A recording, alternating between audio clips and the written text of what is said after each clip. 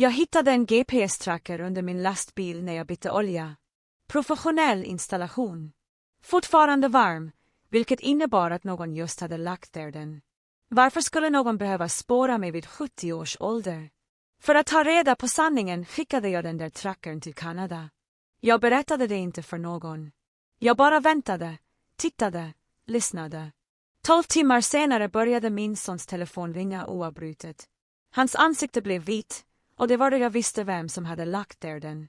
Innan jag berättar vad som hände sedan, skriv en kommentar nedan. Varifrån tittar du på detta? Och vad är klockan där just nu? Jag vill veta hur långt den här historien når. Oljebytet på lördagsmorgonen var en ritual jag hade hållit i 40 år. Samma tid, samma rutin. Skjut in krypröret under F150 ans avtappning. Byt ut den gamla oljan och filtret. Fyll på igen. Mina leder klagade mer än de brukade, men jag kunde fortfarande göra jobbet själv. Har alltid gjort, skulle alltid göra det. Det var då min hand träffade något som inte borde ha varit där. Jag stannade, kände runt underredet igen. Den här gången uppmärksamt. Mina fingrar hittade metall, slät och främmande, inte en del av lastbilen. Jag tog ficklampan från min verktygslåda och rullade tillbaka under. Strålen fångade den omedelbart. En svart låda, ungefär stor som en kortlek, magnetiskt fäst vid ramen. En liten lysljud blinkade rött i mörkret. Professionell installation. Industrimagnet. Det här var inte någon billig leksak från en elektronikaffär. Jag hade varit maskiningenjör i 4 decennier innan jag gick i pension. Jag kände till utrustning. Det här var dit. 3 kanske $400. Och det var fortfarande varmt att ta på. Inte varmt från Montanas sol. Det var knappt 15 grader här ute i oktober. Varmt efter den senaste tidens användning. Någon hade installerat den här saken nyligen. Väldigt nyligen. Jag slet inte sönder den. Det hade varit dumt. Istället tog jag bilder från alla vinklar med min telefon. Närbilder av serienumret instämplat på sidan. Vidvinkelbilder som visade exakt var det var monterat. Jag dokumenterade allt på det sätt jag hade blivit tränad att dokumentera mekaniska fel under mina ingenjörsdagar. Sedan tog jag en pappershandduk från arbetsbänken, torkade försiktigt av mina fingeravtryck från enheten och tog bort den. Magneten släppte med ett mjukt klick. Jag lindade in den i en återförslutningsbar påse och bar in den medan oljebytet var halvfärdigt. Vid mitt köksbord stirrade jag på saken genom plasten.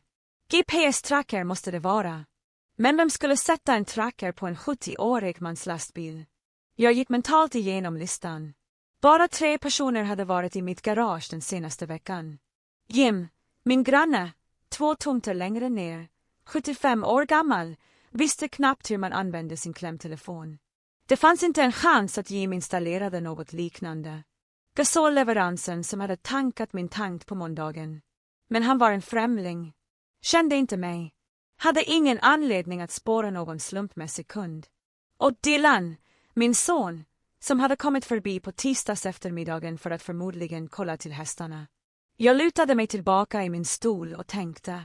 Dylan hade tillbringat 15 minuter ensam i garaget. Sa att han kontrollerade däcktrycket på min lastbil, var hjälpsam, såg till att den gamle mannens fordon var säkert. Fast Dylan hade aldrig brytt sig om de där hästarna. Inte en enda gång på 35 år, och att kontrollera däcktrycket tar inte 15 minuter. Min ingenjörshjärna började sätta ihop bitarna. Värmen från enheten innebar att den aktivt sände. Någon tittade på vart jag gick. Någon som behövde professionell utrustning för att göra det.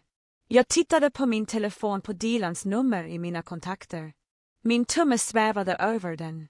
Nej, jag hade lärt mig något under 40 år av att lösa mekaniska problem. Dra aldrig förhastade slutsatser utan data. Testa din hypotes först. Observera systemet. Se vad som går sönder när du trycker. Jag öppnade lådan i mitt köksbord och släppte in sajplockpåsen inuti. Lastbilen skulle stanna i garaget. Jag skulle inte köra någonstans och jag skulle vänta för att se vem som ställde frågor.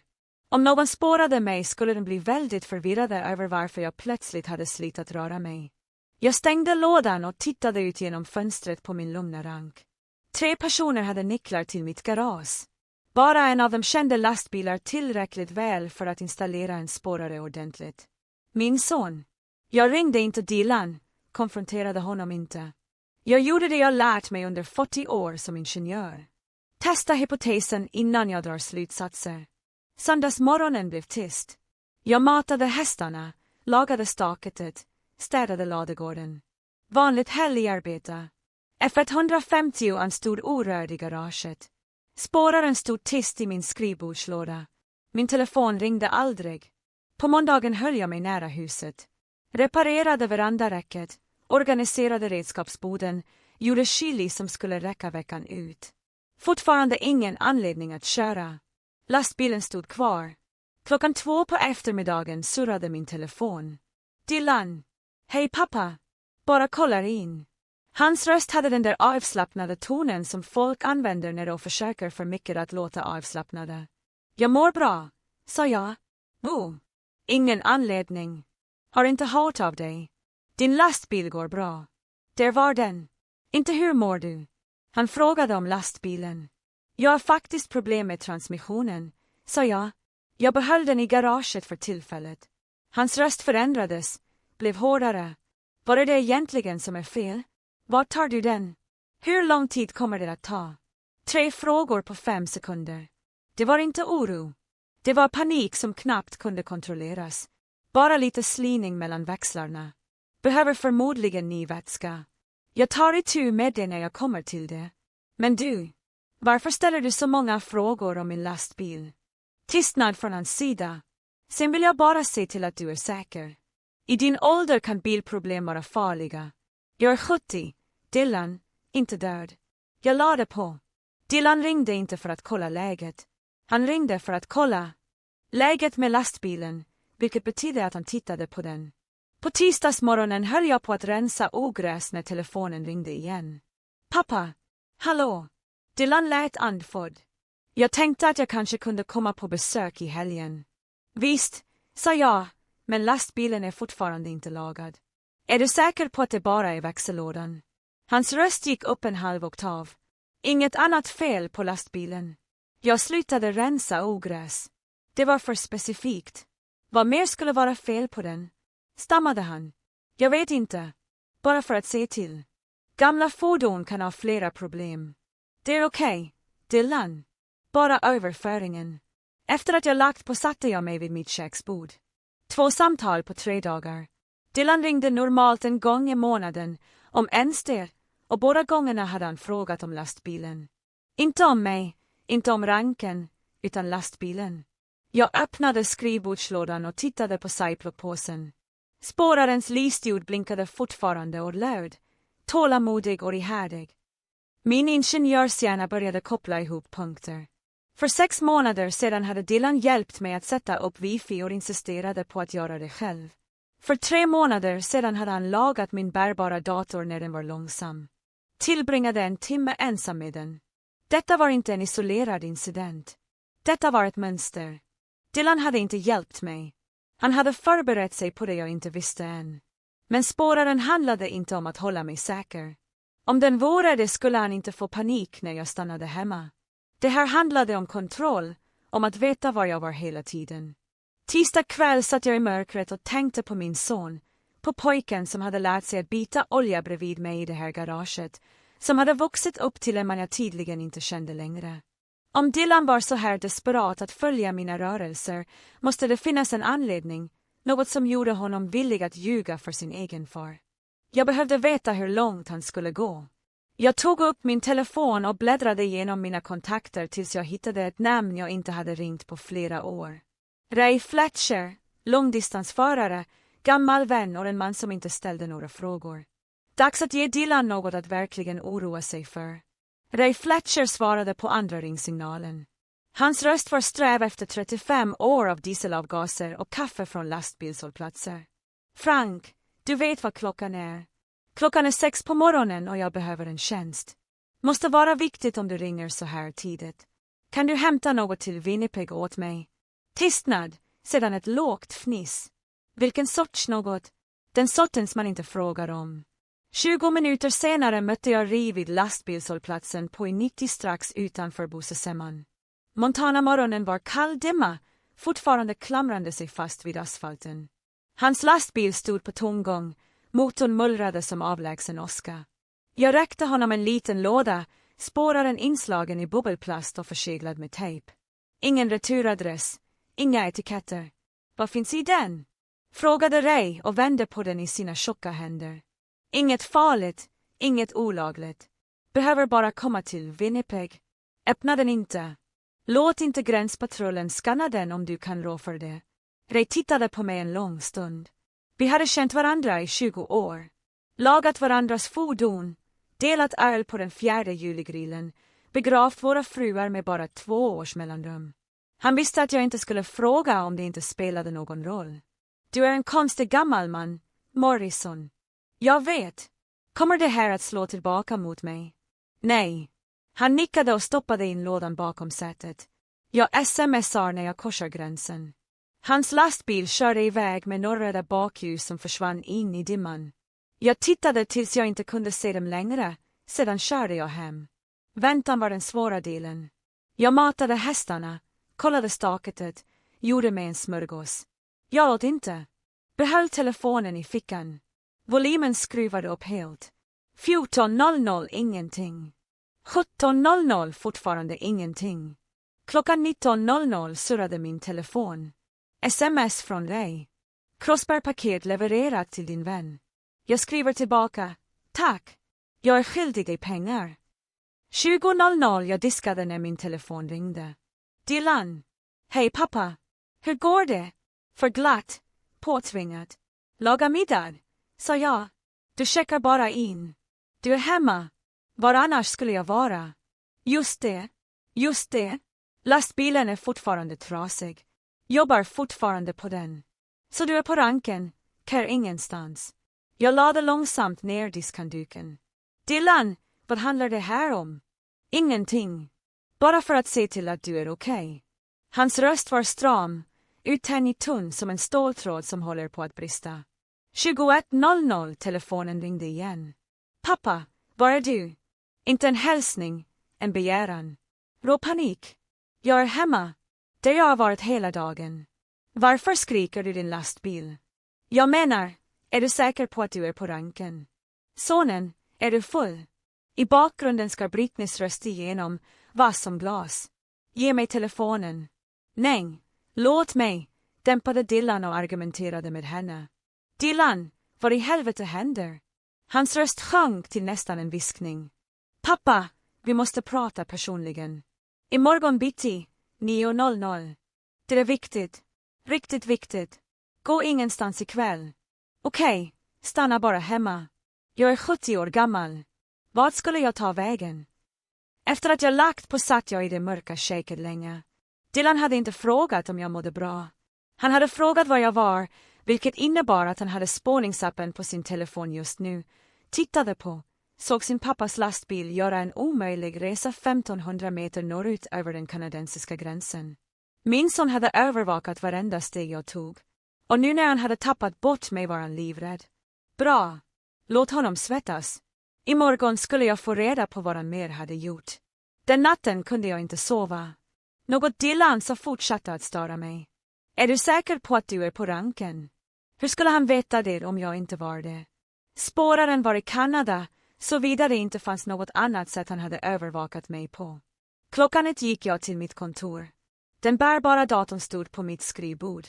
Dylan hade hjälpt mig att konfigurera wifi för 6 månader sedan, insisterade på att göra det själv, och han hade fixat det 3 gånger när det var långsamt. Jag öppnade aktivitetshanteraren. Dylan hade ironiskt nog lärt mig det en gång. Jag skannade den pågående processerna, de flesta kände jag igen, men en stack ut. Fjärråtkomsttjänst, exa. Jag stirrade på det i en hel minut. Jag höll nästan på att googla det på den bärbara datorn, sedan slutade jag. Om någon tittade på min skärm, skulle de veta att jag hade hittat den. Jag tog fram min telefon och sökte där. Resultaten fick mina händer att skaka. Fjärrskrivbordsprogram bara låter någon se din skärm, komma åt filer och styra din dator varifrån som helst. Jag kollade när den installerades för 6 månader sedan, exakt samma dag som Dylan hade hjälpt till med wifi. Jag grävde djupare i filåtkomstloggarna. Senaste filer som nåtts på distans. Kontoutdrag, juridiska dokument, e-postmeddelanden, fastighetsavtal. Allt åtkomst när jag inte var hemma. Någon hade läst allt. Mina konton, mina lösenord, hela mitt ekonomiska liv. Jag ville avinstallera det omedelbart. Men om Dylan tittade på skulle han veta att jag hade upptäckt det. Bättre att lämna det. Låt honom tro att han fortfarande hade åtkomst. Jag stängde den bärbara datorn försiktigt och satte mig i mörkret. Spåning plus spionprogram, plats och ekonomi. Varför skulle min son behöva båda? 2:00 på natten gick jag till Jims hus och knackade tyst. Han svarade i sin badrock och kissade. Frank, vad är det som är fel? Kan jag använda dina datorhjärnor som upprör dig? 2:00 på morgonen. Snälla, Jim, klev han åt sidan utan ett ord till. Goda grannar ställer inte frågor de inte vill ha svar på. Jag satte mig vid hans gamla skrivbord och började söka. Olaglig programvara för fjärråtkomst. Lag om databedrägeri och missbruk. Federalt brott, upp till 10 års fängelse. Sedan sökte jag efter spårarens modellnummer för mina foton, hittade tillverkarens webbplats, läste produktbeskrivningen. Mitt blod blev kallt. Avancerat fordonsstyrningssystem, fjärravstängning av motorn, bromskontroll, fullständig ECU-integration, fjärravstängning av motorn, inte bara spårningskontroll. Jag sökte på fjärravstängning av motorn under körning och hittade videor. En rubrik, dödlägesbrytare, det nya mordvapnet. Jag klickade på play. En bil som körde i motorvägshastighet. 105 kilometer i timmen. Sedan plötsligt stängdes motorn av, bromsarna låstes. Bilen tappade kontrollen och slog in i skyddsräcket. Testbana. Säkerhetsutrustning för yrkesförare. Men budskapet var tydligt. På en riktig motorväg skulle föraren inte överleva. Jag satt tillbaka domnad. Dylan hade inte bara tittat på mig. Han hade installerat ett vapen på min lastbil. Han kunde döda mig med ett knapptryck på sin telefon medan jag körde till stan, på motorvägen, var som helst. Jag tackade Jim och gick hem genom det kalla Montana-mörkret. Min son hade förmågan att mörda mig på distans. En knapp, ett ögonblick, död. Frågan var inte om längre. Frågan var varför. 6:00 på torsdagsmorgonen ringde jag 2 samtal. Först till Robert Mitchell, som hade hanterat min frus testamente för 10 år sedan. Sedan till Chuck Morrison på bilverkstaden. Vid middagstid skulle jag veta om jag var paranoid eller om min son verkligen försökte döda mig. Mitchells kontor låg på 3:e våningen i en gammal tegelbyggnad i centrum. Jag anlände 9:00 med ett USB-minne fullt av skärmdumpar från Jims dator, foton på spåraren och bevis på spionprylarna. Frank Mitchell reste sig från sitt skrivbord, redan med oro i ansiktet. Vad är det som är fel? Jag räckte honom USB-minnet. Han kopplade in det och klickade igenom filerna. Hans uttryck mörknade för varje bild. Det här är övervakning utan samtycke, potentiellt ett grovt brott. Det finns mer, sa jag. Jag tror att någon försökte lämna in en fullmakt i mitt namn. Mitchells fingrar blev stilla på tangentbordet. Tror du, eller så vet du. Jag behöver att du kollar det. Han vände sig mot sin dator och hämtade tillgång till Montana State Records. 5 minuters skrivning. Sedan tittade han upp på mig. Frank, sitt ner. Jag satt redan. För 2 veckor sedan lämnade någon in en varaktig fullmakt med din underskrift. Notarius publicus flaggade den. Legitimationen såg misstänkt ut. Jag försökte ringa dig, men jag var vid fiskestugan. Ingen mobiltäckning på 4 dagar. Han nickade och vände skärmen mot mig. Underskriften såg 95% äkta ut, nästan perfekt. Om jag inte hade upptäckt den skulle Dylan ha haft juridisk kontroll över allt. Din rank, din pension, dina medicinska beslut, allt. Hur skulle han få min underskrift? Spionageverktygen. Han kunde skanna gamla dokument, manipulera bilder. Mitchell pausade. Frank, han kan försöka igen, och nästa gång kommer han att vara mer försiktig. Han drog fram en annan pärm ur sin låda. För 3 dagar sedan använde någon din fastighet som säkerhet för ett lån. Rummet lutade något. Det är omöjligt. Ranken har varit avbetald i 12 år. Jag vet. Titelbolaget flaggade det och ringde mig. Någon förfalskade din underskrift på en låneansökan. $340,000. Siffran träffade mig som en knytnäve. Vem skulle låna ut så mycket? Det är inte en legitim långivare. Det är en ensam verksamhet förklädd till ett investeringsföretag. Hög ränta, våldsamma inkassometoder. När folk inte betalar avslutade han inte. Dylan är skyldig dem pengar. Mitchell nickade. Mycket. Och han använde din rank utan din vetskap. Om han hade fått en fullmakt först hade det varit lagligt. Klockan 11 körde jag till Hooks bilverkstad med bilderna från spårningsenheten. Garaget luktade olja och bränt gummi. Hook tittade på bilderna och hans ansikte blev stelt. Var hittade du den här? Under min F150 ledde han mig till sitt kontor. Skrev in modellnumret i sin dator. Frank, det här är inte bara GPS. Det här är en dödsbrytare, förklarade han. Ansluts till motorstyrenheten. Kan fjärrstänga bränslet. Avaktivera motorlåset, bromsarna. Han drog upp en video. En bil som körde i 96 kilometer i timmen. Sedan plötsligt låste motorn döda bromsar bilen och låste honom okontrollerat. Motorvägshastighet. Du dör. Kan du spåra vem som köpte den? Nej. Mörkwebb. Ospårbar. Men den som installerade den hade fysisk tillgång till din lastbil och visste vad de gjorde. Han tittade allvarligt på mig. Frank, det här är mordförsök. Du måste ringa polisen. Jag körde långsamt hem och kollade varje bil i backspeglarna. Dylan hade 340 000 anledningar att döda mig. Han hade verktygen för att göra det. Och enligt Mitchell skulle de ensamma hajarna komma och hälsa på om 2 veckor. Det var för 12 dagar sedan. Jag hade 48 timmar kvar. Jag sov inte heller på torsdagskvällen. Istället satt jag med en kopp kallt kaffe och ett telefonnummer jag inte hade ringt på 15 år. Mike Patterson, pensionerad detektiv, den enda mannen jag litade på att kunna gräva i min sons liv utan att döma. Klockan 2 på natten öppnade jag min anteckningsbok och skrev ut en tidslinje. För 6 månader sedan, spionprogram installerat. För 2 veckor sedan, fullmaktsförsök. För 1 vecka sedan, spårare installerad. För 3 dagar sedan, lånansökan. Mönstret var tydligt. Eskalerande förberedelser. Jag lyfte luren och ringde. Mike svarade på 3:e ringsignalen. Hans röst tog av sömn. Det här borde vara bra. Klockan är 2 på morgonen. Mike, det är Frank Morrison. Tystnad. Sedan klarnade hans röst. Frank, vad är det som är fel? Jag behöver att du undersöker någon. Min son. En lång paus.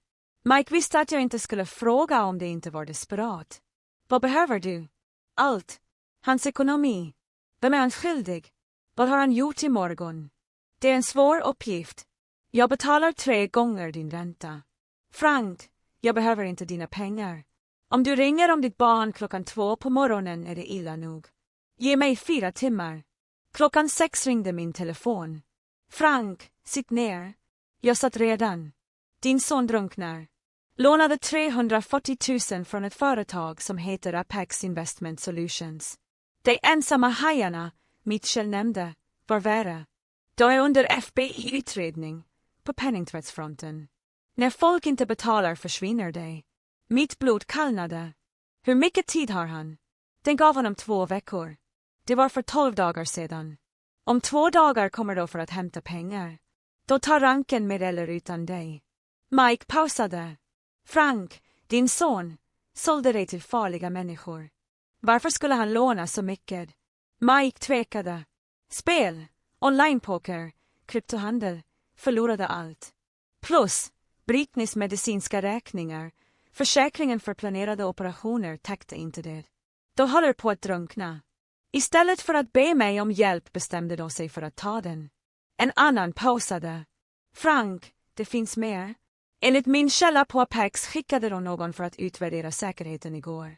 Någon har bevakat din rank, tagit bilder och sett till att den är värd 340 000. Jag tittade ut genom fönstret. Ranken låg mörk och tyst. Frank, du behöver skydd. De här människorna förhandlar inte. Vad brukar du göra? Mikes röst blev platt. Då gör säkerheten tillgänglig genom att undanröja hinder. Gör hindret? Ja. Om 2 dagar, om Dylan inte betalar, kommer de och hämtar dig. Och de kommer inte bara att be dig skriva under papper. Vad ska jag göra? Ringa FBI. Ringa den lokala sheriffen. Skaffa kid. Eller så kan jag ge dem vad de vill ha. Menar du Dylan? Med bevis? Med en bekännelse? Med allt? Frank, då här människorna vill ha ranken. Men om Dylan är i FBI:s förvar blir säkerheten ogiltig. Lånebedrägeriet avslöjas. Apex utreds. De förlorar allt. Du pratar om att sätta ihop din egen son. Jag pratar om att stoppa honom innan han dödar mig. Mike gav mig 2 telefonnummer, ett till FBI, ett till ett säkert hus om jag behövde fly. Jag skrev ner dem, tackade honom och lade på. Sedan stirrade jag på numren länge. Vid soluppgången hade jag bestämt mig. Jag sprang inte. Jag kämpade. Fredag morgon gick jag och handlade. Inte för matvaror, inte för foder, inte för något en man i min ålder borde köpa. 8:00 på morgonen körde jag mot Billings med en engångskamera, en inspelare och en billig bärbar dator som ingen annan än jag någonsin kunde komma åt.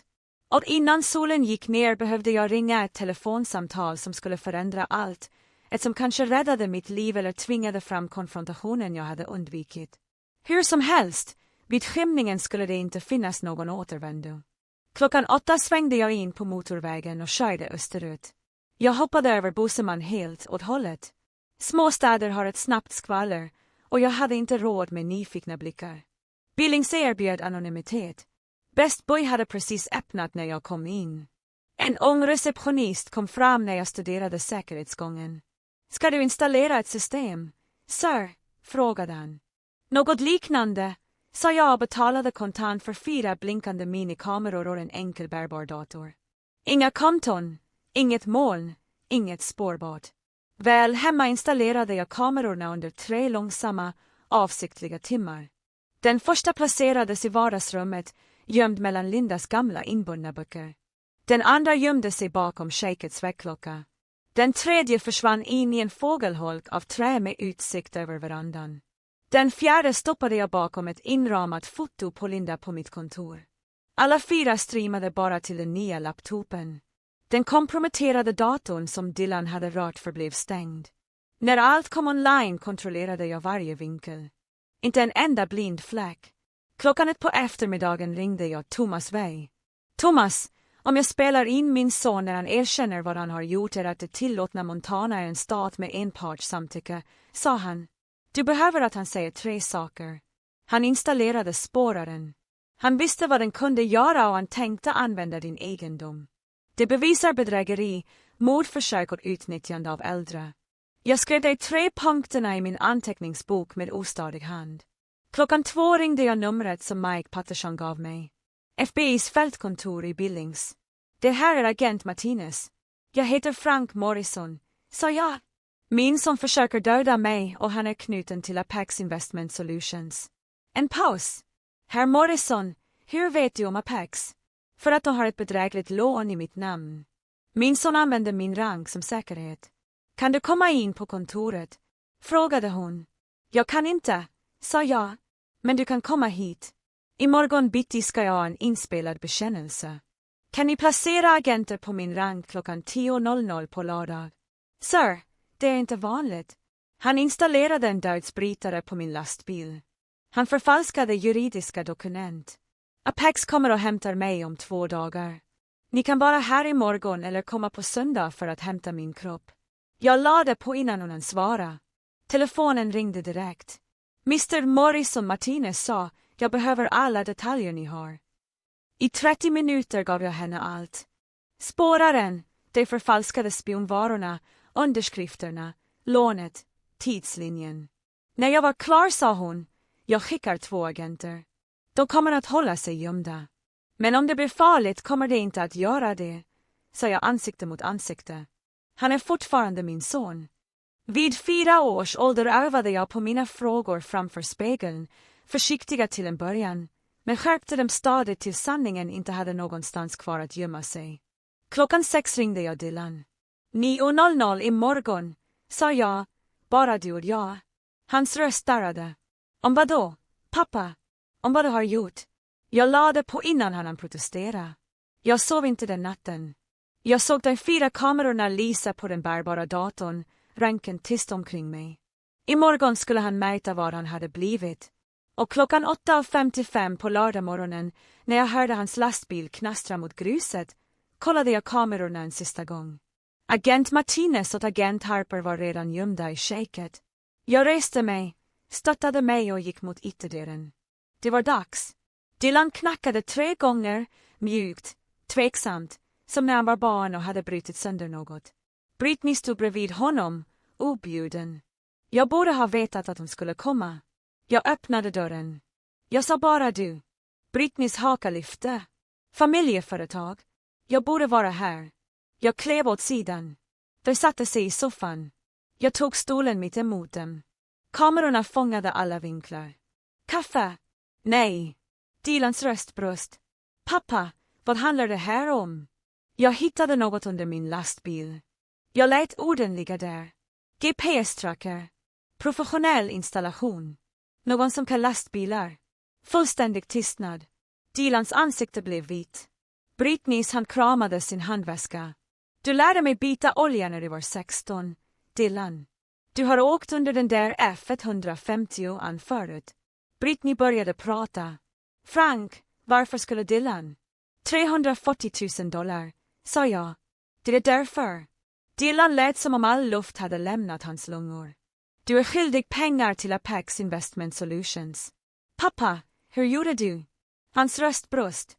Britney stack honom hårt med armbågen. Jag vet allt, sa jag. Spionage på min laptop. Förfalskad fullmakt. Lån med min rank. Allt. Dylans ansikte blev sönderfallet. Pappa, de skulle döda oss. 15% per månad. Vi kunde inte betala. Dylan, håll tyst. Väste Britney. Låt honom prata, sa jag. Trackern var för att hålla dig säker, sa Dylan desperat. Att veta var du var säker. Jag lutade mig framåt. Eller för att se till att jag skrev på papper. Han tvekade. Båda, kanske. Jag var rädd. Du satte en dödknapp på min lastbil. Dylan blev helt stilla. Va? Den ljuger inte. Chuck Morrison identifierade den. Ansluter till motorstyrenheten. Kan stänga av bränslespärren. Bromsarna stannar motorn vid 110 kilometer i timmen. Jag visste inte att den kunde göra det. Dylans röst steg panikslaget. Britney sa att det bara var GPS. Britney reste sig upp. Vi går. Sitt ner eller så ringer jag sheriffen nu. Du kan inte bevisa någonting. Jag höll upp min telefon. Bilder på spåraren, skärmdumpar av spionprylarna, kopior av förfalskade dokumenten. Jag kan bevisa allt. Dylan bröt samman helt och började gråta. Pappa, snälla. Vi ville inte skada dig. Vi behövde ranken tillfälligt. Vi skulle hämnas tillbaka efter att jag var död. Nej, det var gråt nu. Jag tänkte inte. Det gjorde jag inte. Han visste inte. Skrek Britney. Jag köpte den. Det var min idé. Hon insåg vad hon hade sagt. Hennes ansikte blev blekt. Så, du erkänner, sa jag tyst. Jag vet. Jag vände mig till Dylan. Installerade du spåraren? Han grät för mycket för att tala först. Ja, men jag tänkte inte. Kom du åt min dator? Ja. Förfalskade du min signatur? Britney gjorde det, men jag visste om det. Förlåt. Jag är så ledsen, pappa. Jag tittade på min son. Och trasig och grät i min soffa. Förlåt också. Sedan sa jag, agent Martinez, jag tror att du har hört tillräckligt. Dylans huvud ryckte till. Va? Martinez klev ut ur köket. Agent Harper bakom henne. De höll upp sina brickor. Dylan, Morrison, Britney. Morrison, ni är arresterade. Bankbedrägeri. Mordförsök. Övergrepp mot äldre. Identitetsstöld. Dylan gjorde inget motstånd. Fortsatte bara gråta.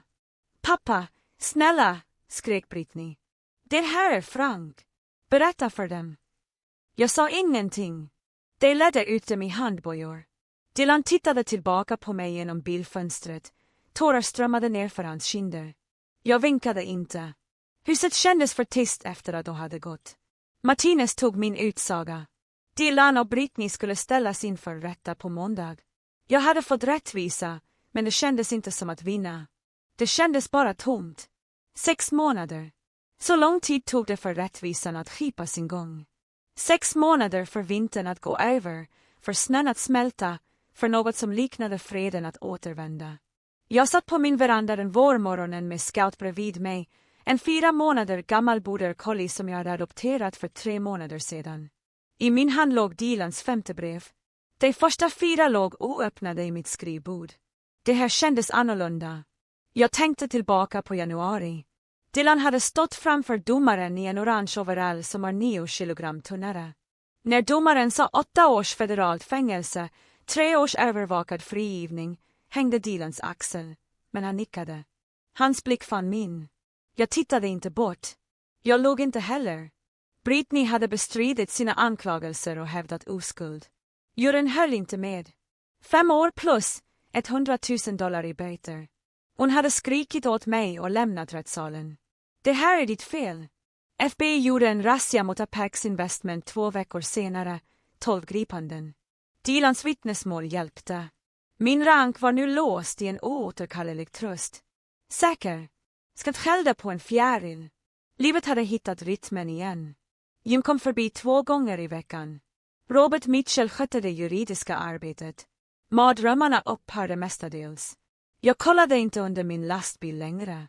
Jag hade gått med i en städgrupp för äldremisshandel. Höll föredrag på äldreboenden om varningstecken. 3 familjer kontaktade mig efteråt. Jag hade hjälpt dem att se mönstren. Det kändes bra att vara till nytta istället för bara ett offer. Min telefon ringde. Okänt nummer. Mr. Morrison William Hayes från Boise. Jag hittade ditt nummer genom ett forum för äldremisshandel. Jag hittade något under min bil. GPS-tracker. Saknade dokument. Hans dotter frågade om fullmakt. Jag kände till den här historien. William, få inte panik. Dokumentera allt. Skaffa en advokat. Kontrollera din dator för spionprogram. Konfrontera ingen än. Varför hjälpa mig? Du känner mig inte. Jag tittade på skant på min rank. För 6 månader sedan var jag där du är. Du är inte galen. Se dig själv. Det är inte själviskt. Det handlar om överlevnad. Vi pratade i 10 minuter till. Jag gav honom Mitchells nummer. När jag lade på kände jag mig lättare. Jag öppnade Dylans brev. Hans handstil skakade. Pappa, jag förväntar mig inte förlåtelse. Fängelset är svårt, men jag måste vara här. Terapi hjälper. Jag förstår vad jag gjorde. Du svek mig inte. Jag svek mig själv. Du gjorde rätt i att ange mig. Det räddade mitt liv. Jag älskar dig, Dylan. Jag läste det 2 gånger, vek det, ringde honom inte. Kanske någon dag, inte idag. Skant knuffade min hand. Åtminstone är du en lojal pojke. Montanas himmel sträckte sig oändlig och blå. Jag tänkte på William som utkämpade samma kamp. Dylan i fängelse, förhoppningsvis på väg att bli bättre. Jag själv vid 68 års ålder, ensam, men vid liv och fri. Pipelask IF i regrettuning in min son. Ta ansvar i snö. Ta alternativa åslätting him kill me. Desi blad i sticker den vater.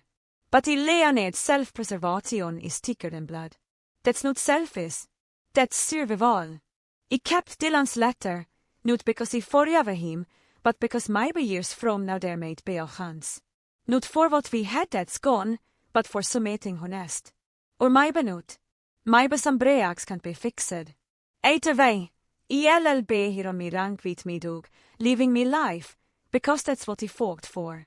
Not revenge, not punishment, just the right to keep living on me terms, free. Looking back at this true story, I realized the lessons I learned came too late. If you're listening to grandpa stories like mine, hoping you will never face betrayal from your own family, let me give you advice. Don't fight like I did. Trust your instincts. When something fails wrong, it probably is.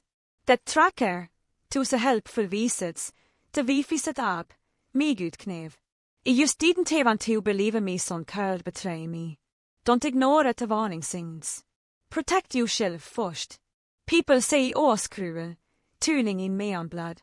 But the Bible says in Proverbs, to prudence I danger and take refuge, but to simply keep going and pay to penalty. God gave us visdom for survival. Self-preservation isn't a selfish when someone's trying to kill you.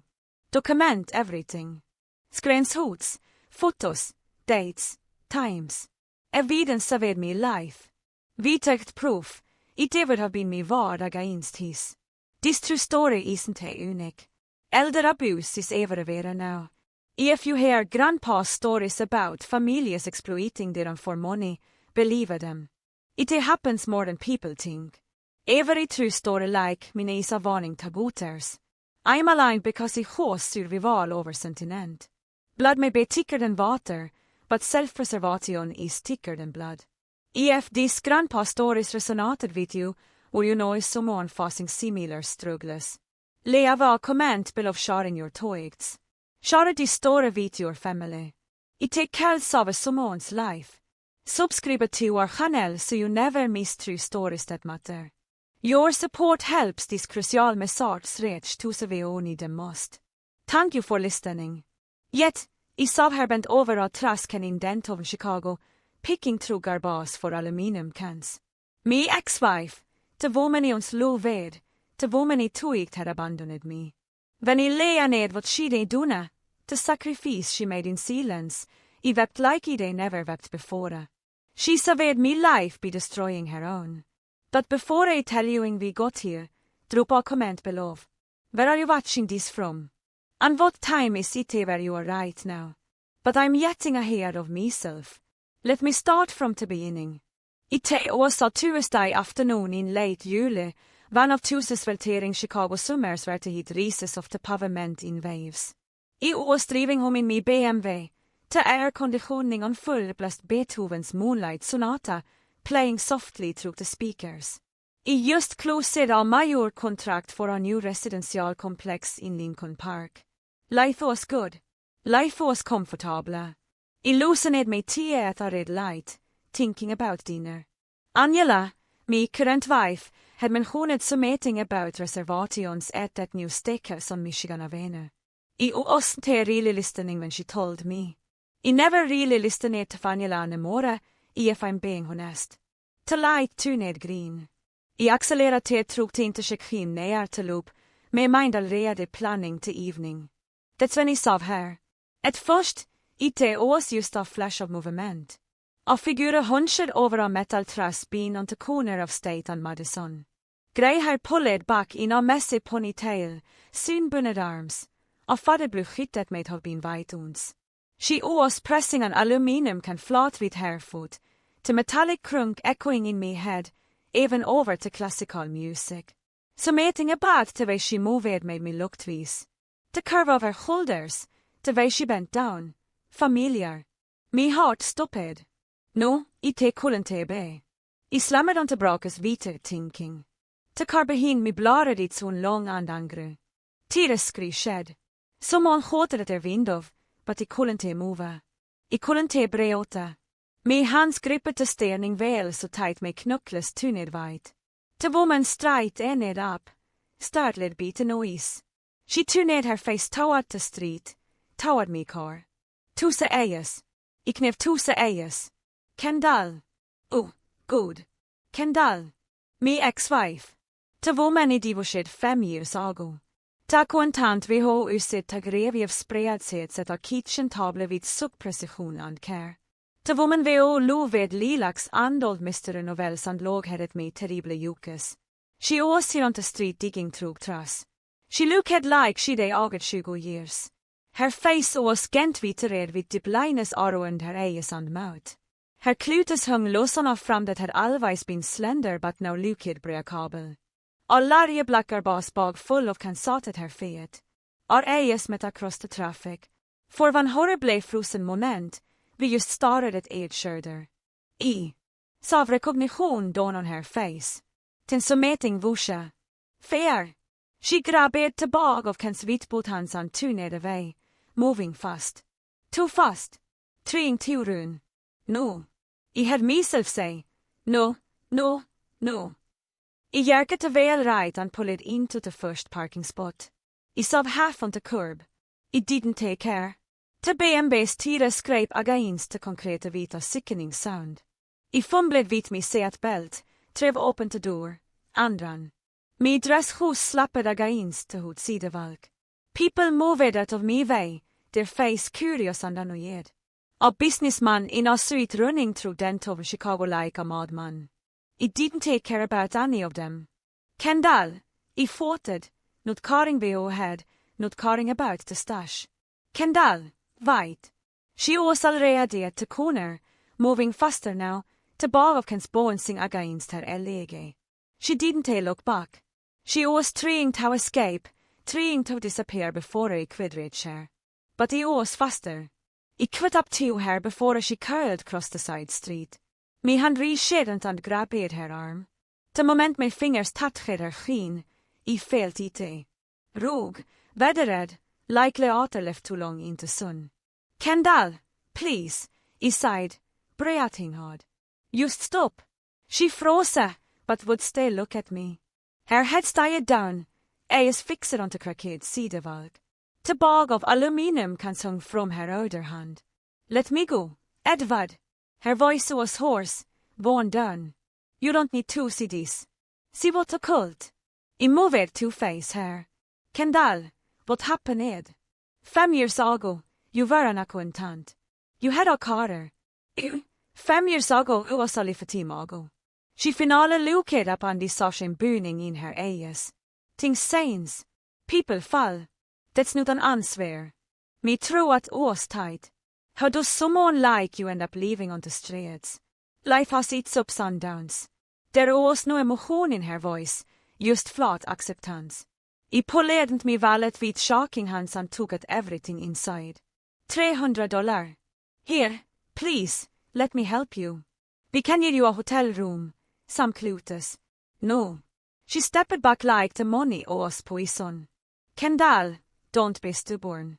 I don't want your charity, Edward. Her voice was firm now. She stood straight at her, and for a moment, I saw the woman she used to be, prude, dignified. This isn't a charity. You need help. I don't need help. She used to bag on her shoulder. I work. I collect cans. I sell them to the scrapid on soft sida. I buy me food. It's honest work. Honest work. I was crying. But why? What happened? Did you lose your job? Did something go wrong? She was quiet for a long moment. Then she said something that made me blood run cold. I did what I had to do. The words hung into air. They sounded rehashed, like she'd told herself this story 1,000 times. What does that mean? I wiped me face with the back of me hand. That doesn't mean anything. Nobody ends up homeless because they did what they had to do. She turned away, preparing to leave again. Please, I said softer now. Just come with me som your vita konditioning. I boy you med all. We can talk. You don't have to tell me everything. Just let me understand. Please. She stood there for what felt like forever. A bus roared past. People valkade around US vita at a second glance. Finale, she turned her head slightly.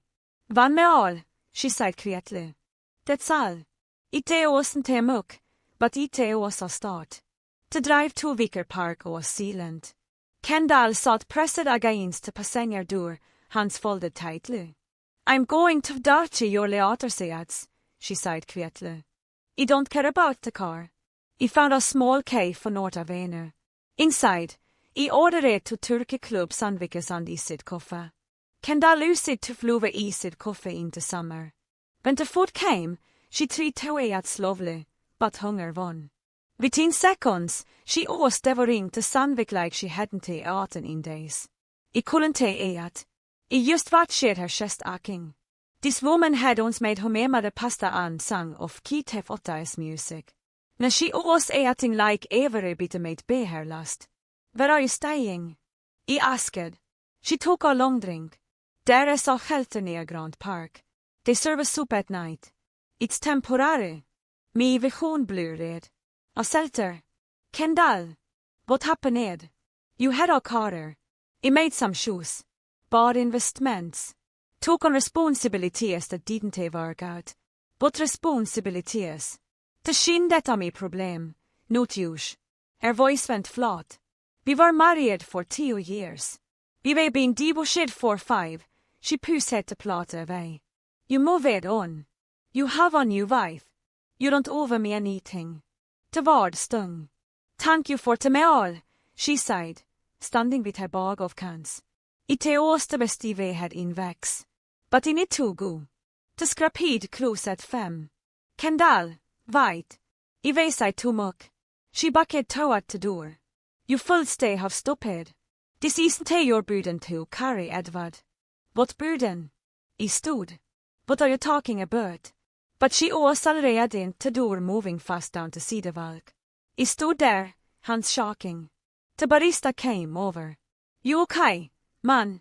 I wasn't he. I paid and sat back down. I couldn't leva yet. Couldn't think straight. Responsibilities, burden, but investments. None of it made sense. Kendall had been meticulous about money. She'd balancered our checkbook to a penny. She'd insisted we saw 6 months of emergency funds. She never made risky investments. So, what happened? And why did she keep saying it wasn't me burden? But us she protecting me from. I sat there staring at the empty chair across from me, where she'd sat, where she'd eaten like she was starving, where she'd looked at me with shame and fear. Whatever had happened to Kendall wasn't just bad luck. It wasn't just bad shoes. Something was very wrong. And I was going to find it what. I left the cave and drove home in days. By the time I pulled into the driveway of our Lincoln Park brownstone, the sun was setting. Inside, Angela was on the watching reality TV. She glanced up and I walked in. You're late. I told we had. Reservations. Something came up. Work. Yeah. She made a small noise of annoyance, but didn't press. We'd been married for 3 years and barely had real conversations anymore. In it 2 makesamkals, I sighed. Finne, I order taket. She var dismissively. I went upstairs to my office and closed the door, sat at my desk, and started at my phone. Stephen Martinez. He worked at the accounting firm where Kendall had been employed. I fann knew what happened, it would be him. I found his number and called. He answered on the tidring. Edward. Hey, man. Long time. Stephen, I need to ask you something. It's about Kendall. A pause. Your ex-wife Kendall. Yeah. What happened to her? Why did she leave at the firm? Longer pause. When he spoke, his voice was colorful. You don't know. My stomach dropped. Know what? She didn't leave Edward. She was fired about 3 or 4 years ago. Fired. Why? The administration received a legal notice from the IRS. Taxes. Federal stuff. They said they couldn't keep someone with that kind of trouble on staff. I felt cold. IRS. That doesn't make sense. Kendall kept every receipt for 5 years. I know none of US believed it either, but the var was it involved serious money, government debt, big stuff.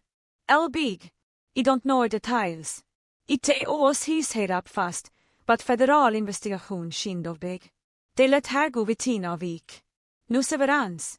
I closed me eyes. Federal investigation, tax debt. Did she explain? They escorted her out quick. I tried calling after, but her number was disconnected. A pause. Look, vi all knew Kendall. She was the most colorful person there. Whatever happened, something must have gone wrong. Yeah, I said quietly. Something went wrong. After I hung up, I sat in silence. IRS, tax debt, federal investigation 3 or 4 years ago, right under divorce, maybe right before. None of it made sense. Kendall had been meticulous about money. She balanced our checkbook to a penny. She insisted we saw 6 months of emergency funds. She never took risks. So, what happened?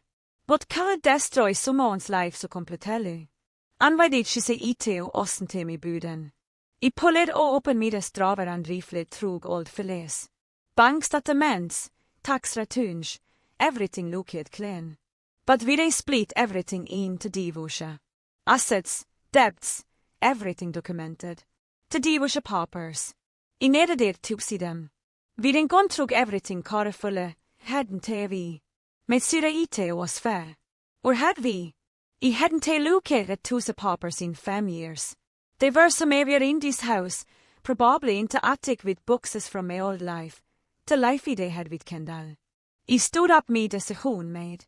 I needed to find to the papers tonight.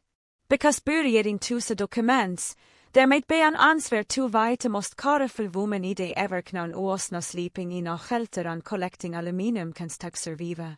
So meeting was very wrong, and I was going to find it what. The house was quiet when I climbed the stash to the attic. Angela had gone to bed with it saying good night. The attic door creaked open. Good, stall air hit me face. I pulled the string for the overhead bulb.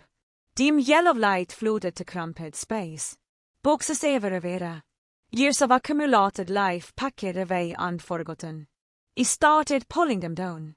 Reading labels, kitchen, books, winterklotes.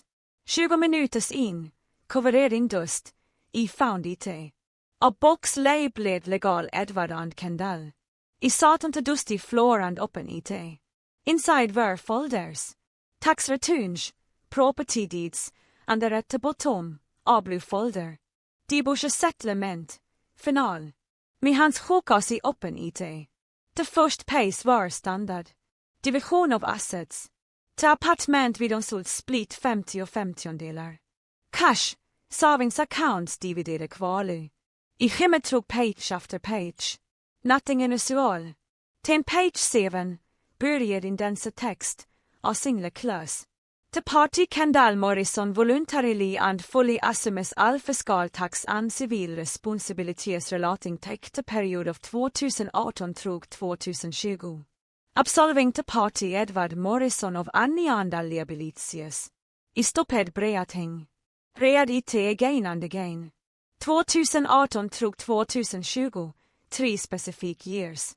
Why would she insist on such a specific class about tax responsibilities? Vi were both salaried employees. Taxes withheld automatically. There was no reason for this class unless me mind raced. 2018 through 2020. What was happening then?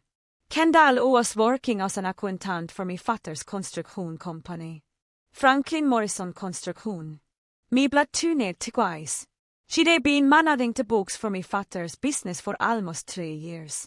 Then she'd quit suddenly. So she wanted to try something new, but she hadn't quit. She'd been protecting me. The specific years, the careful legal and gas absolving me of all liabilities. Kendall had insisted on this clause. She must have. She was talking to file for something. Something that happened between 2018 and 2020. Something involving taxes, shell companies, tax evasion, federal investigation. Min fatter had done something illegal. You said his company or Kendalls position to commit fraud. And when the IRS investigated, Kendall stepped forward. She took the blame for me to protect me from me and fatter's crimes. Because if she hadn't he would have been investigated too. The son of the owner, the civil engineer in the same industry. They would have assumed I was involved. Me car destroyed. Me reputation ruined. So she sacrificed herself instead. I sat there on the attic floor, diverse papers in me lap, med en tida oeldskifting. Me fatter, till man WHO taught me about integrity, till man I det looked up tau me en tida life. Had I destroyed Kendall's life to save himself. And she'd let him. For me, I looked at me watch. 2:30 in the morning. First thing today, I was calling there Peterson, the tax attorney.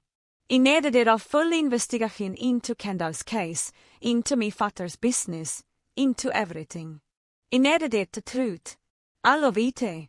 The next morning, I was on the phone before Angela even woke up. Dear Peterson, this is Edward Morrison. I need your help. Harrison Peterson was the best tax attorney in Chicago. We worked together on our 5 development projects over the years.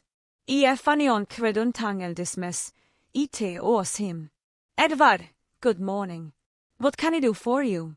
I need you to investigate the Simeon's financial history. My ex-wife, Kendall Morrison, she's in trouble with the IRS, and I need to know exactly what happened. There was a pause. This is personal. Very. All right. Give me her details and I'll see what I can pull. I gave him everything he had. Her full name, social security number, the years inklusion. 2018 trug 2020. I'll call you when I have something, he said. The next 2 days var tortura. I couldn't sleep, couldn't eat. I day lie awake at night staring at the ceiling, seeing Kendall's face that drog sinbenet skin, to shame in her eyes. Angela notice said, of course. You're acting strange, she said over breakfast on the second day. Is something wrong at work? You a difficult project. She didn't take press. She never did. On the afternoon of the second day, my phone rang. Det Peterson, I answered before at the first ring finished. Tell me, Edward. His voice was grave. I have to report. It's worse than we imagined. My stomach dropped. How bad? Your ex-wife has an executed tax debt of approximately $1,22 million. The room spoon. But 1,2 million. The IRS has frozen what little assets she had left. Gone said anyways. She's been blacklisted from most professional positions. Ella, my voice cracked. How does an accountant accumulate that kind of debt? She made 60,000 a year. She didn't accumulate it herself. Der Peterson said, this debt stems from a hell company. Multiple hell companies, aktuelle. They move significant money around evaded taxes on commercial construction projects. We're talking about fraud on a substantial scale. But Kendall's name doesn't appear anywhere as a partner or owner, but legally she assumed full responsibility. She signed documents, med statements to federal investigators. Included me AS. She confessed yes. According to the record, she confessed to being the sole architect of the schema. So she acted alone. The investigation was closed. But that's not true. No, there Peterson said quietly. I don't believe it is. Here is the strange part. The original documents, the ones that set up the shell companies, have electronic signatures from a woman's personal accounts. But when you read deeper, the digital trail become confessed, almost deliberately so. What do you mean? Someone covered their tracks, but not well enough. The trail leads back to family documents, chartered accounts, business records from Franklin Morrison Construction. My heart stopped. Edward, I need to ask you something. Is Franklin Morrison your father? I couldn't speak. Edward. Yes, I whispered. Has my father? Der Peterson was quiet for a moment. I think your ex-wife drev herself in front of a legal train to save Simeon. Someone very close to you. And I think you know who. I hung up, satt der Wittefon in my hand, everything crystallis into horrible clarity. My father had used Kendall, used her position as his accountant, used her access to create fraudulent companies, to evade taxes, toast they all, and when the IRS came knocking, Kendall had stepped forward and said it all sell her to protect me. Because if my father went down, he would have been investigated, too. The son, the engineer, the one we all benefited from his father's business success. She they lost everything to keep me safe. From me on father. He stood up, grabbed me keys, and headed for the door. Angela looked up from her magazine. Where are you going? To see me father. I didn't wait for her response. I drove to my father's house in Aveston, like a man possessed. He live alone now in a house too big for one person. I didn't take knock. The front door was unlocked. I walked straight in and found him in his armchair by the window reading the Tribune. He looked up and smiled. Edward, what on is? I trädde the folder under the coffee table. Papper scattered everywhere. He smiled. Vad did you do bättre 2018 än 2020? Ur sin Kendalls information. His face went white. The nailspapper slipped from his hands. Edward, don't lie to me.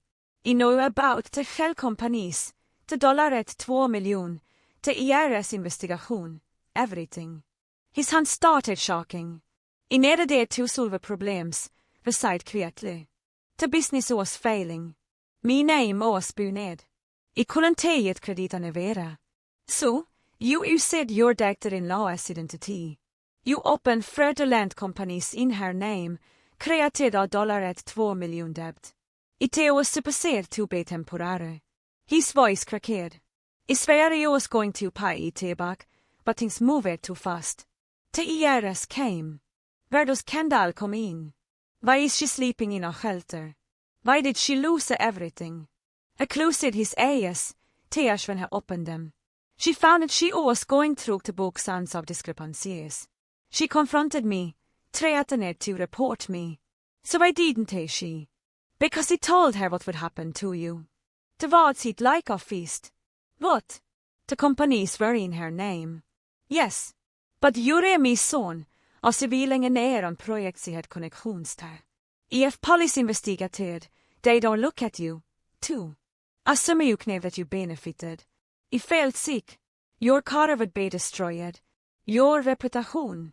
You quid go till person, Edward, for crimes you didn't even know about. So she took the blame. She said she would stay let anything happen to you. I was crying now. She went out to IRS, met with investigators, told them she was the architect of everything, that they acted alone, that you and he were innocent, and you let her. She made me swear not to tell you. Said if you found that you don't take the blame or hate me forever. She rather lose you as a husband than watch you lose your freedom. So she sold everything. The apartment, the car, her savings, took pay your debts, took pay finance, lawyers, restitution. But it wasn't enough. The criminal case destroyed her. No firm will hear someone beat a fraud conviction. She couldn't find work, couldn't pay rent. It didn't know she ended up on the streets. I swear, I stared at him. This man behold erased me, behold talked me about honor and integrity. You taught me to do the right thing no matter the cost. I said, and then you did the most despicable thing imaginable. I was trying to protect you by sacrificing an innocent woman. I was shocking with race by destroying someone we all loved me. You didn't protect me, Dad. You destroyed me. Because now I have two lives knowing everything I have. Me car, me reputation, me freedom, I only have because she gave up hash. Her shed for me. Edward, please. I stepped back. I'm going to fix this. I'm going to sell everything on if I have to pay back every cent, get her name cleared, and you're going to help me.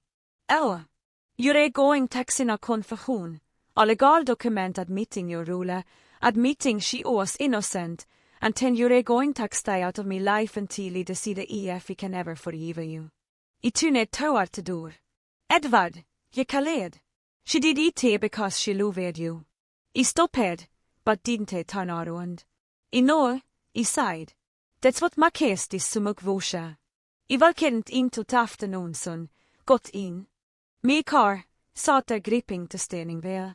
My father had destroyed Kendall's life to save his son Jean, and she let him for me. I looked at the hegs one more time. The man inside the wasn't the father I tog I knev. Maybe he never had been. I started again. I had work to do. Kendall always sat there some area believing she'd done the right thing, believing her sacrifice had meaning. And I was going to prove her right. I was going to give her back everything she'd lost starting today. I drove home feeling split in two. Part of me had it with me fatter, but another part had woken up. When I var kett through the door, Angela was on the watching television. She glanced up. Did you sort at your crisis?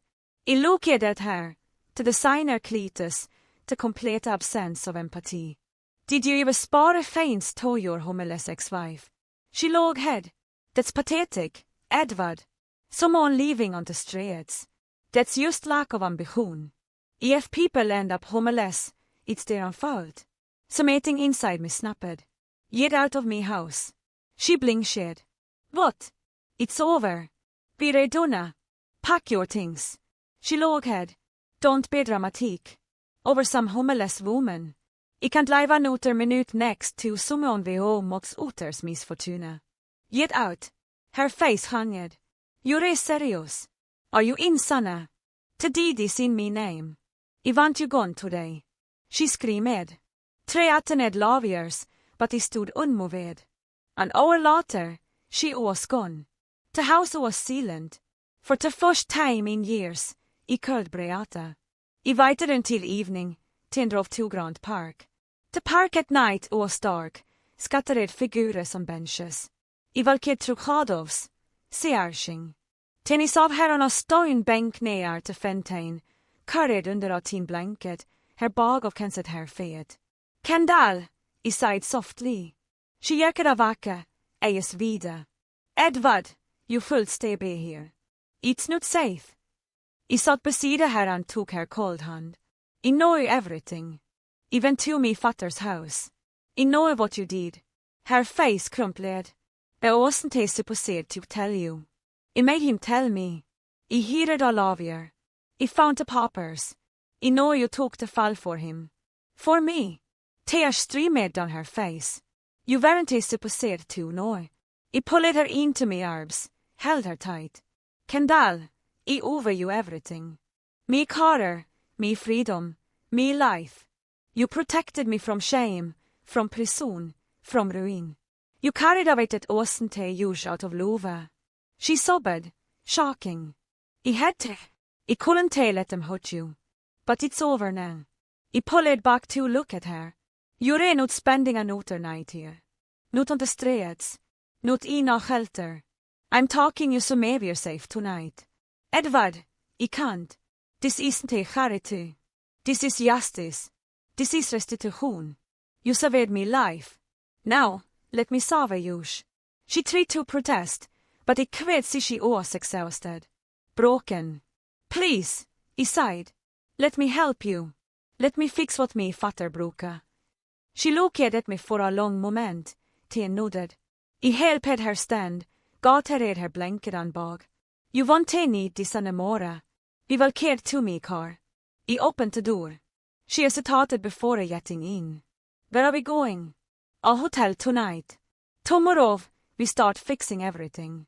To that, your record, your car, all of it. That's impossible. Nothing's impossible.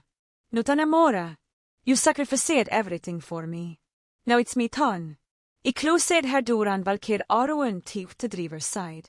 As I started to in, I glanced at her. She was crying, but they looked like tears of relief. I am sorry, she whispered. I am so sorry you had to find it this way. Don't apologize. I reached over and squeezed her hand. You have nothing to be sorry for. Me father does. I do. But not you. Never you.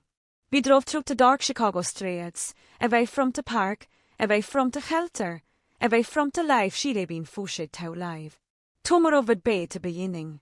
Tomorrow would I call der Peterson, sell me assets, do whatever it took. But tonight, I just needed it to göra så mer varm, så mer safe, så mer she could sleep vitet fair. Thank you, she sighed quietly as we pulled on to Michigan Avenue. No, I sighed. Thank you for everything you did, for everything you sacrificed. She didn't respond, just leaned her head against the window and closed her eyes. And for the first time in 5 years, I felt like I was finally doing the right thing. The next 3 months became a whirlwind, but a whirlwind with purpose. That first night, I took Kendall to a hotel in River North, a clean room with a soft bed. She stood in the doorway, staring like she'd forgotten subplaces existed. Tomorrow, we start rebuilding, I told her. The next morning, I called der Peterson, settla all of Kendall Morrison's debts, everesent. Anfylle for professional boerreview. I have a signet konfession from me fatter. Franklin signet deklaration under pressure. His handhook. Halokad 20 years older. I didn't feel sorry for him. I sålde BMW, till den toven kondo, jewelry. Everything went towards settling Kendalls debt. Det Peterson vår kid mirakles. Franklins konfession hanged everything. Till frav Harris var ved, overtined. Kendalls rekord cleared. Every week I visited her, watched her come back to life. Color returned. The soon fadded. She gained weight, started smiling. You don't have to keep doing this, she sighed ons. Yes, I do. 3 months passerade. On a varm oktober afternoon, I satt in det.